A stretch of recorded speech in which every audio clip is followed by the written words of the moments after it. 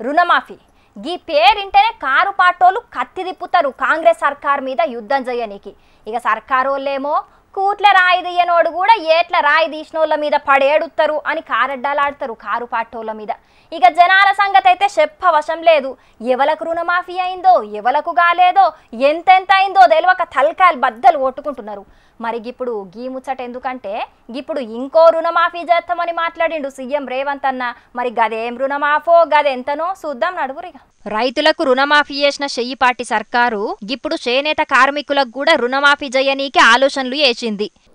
రైతులకు రుణమాఫీ చేసిండ్రు, 30,000 కోట్ల రూపాయలు చేసిండ్రు. మరి 30 కోట్లున్న మా చేనేత కార్మికులకు చెయ్యండి అని ఈ వేదిక మీద నుంచే విజ్ఞప్తి రావడం జరిగింది. తప్పకుండా 30 కోట్ల రూపాయల రుణమాఫీ చేయడానికి 30 కోట్లు మంజూరు చేయడానికి అవసరమైన ఆదేశాలను చీఫ్ సెక్రటరీ గారికి ఈ వేదిక మీద నుంచే ఇస్తున్నా.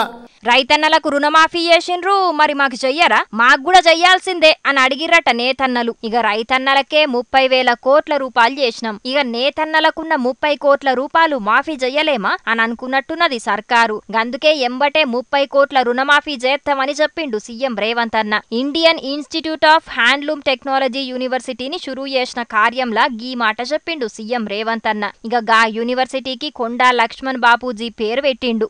ఇండియన్ ఇన్స్టిట్యూట్ ఆఫ్ హ్యాండ్లూమ్ టెక్నాలజీకి కొండా లక్ష్మణ్ బాపూజీ గారి పేరు పెట్టుకుందామని చెప్పి కొండా లక్ష్మణ్ బాపూజీ గారి పేరు సముచితమని నేను భావిస్తున్నా. తక్షణమే దీనికి సంబంధించిన జీవోను విడుదల చేయండి. గీ ఏడాదికెంచి గీ యూనివర్సిటీలో చదివే పిల్లగాళ్లకు నెలకు 2,500 స్కాలర్షిప్ ఇత్తనని చెప్పిండు. ఈ సంవత్సరం చేరిన విద్యార్థులకు కూడా ప్రతి నెల 2,500 రూపాయలు వాళ్ళు చదువుకోవడానికి స్కాలర్షిప్ ఇవ్వాలని చెప్పి ఇవాళ వాళ్లకు స్కాలర్షిప్లు కూడా మంజూరు చేస్తున్నాం. అగో గిట్ల చెప్పుడే కాదు, పిలగాండ్లకు చెక్కులు కూడా వంచిండు సీఎం రేవంత్ అన్న. పిలగాళ్లకు 2,500 ఇచ్చిర్రు గాని మహిళలకు ఇత్తనన్న 2,500 కూడా గదే చేత్తోటిత్తే మంచిగుంటది. లేకపోతే 6 గ్యారంటీల కొన్ని గ్యారంటీలు ఉత్తముచ్చట్లే అయితాయి అని అనబట్టిండ్రు కొందరు మహిళామణులు.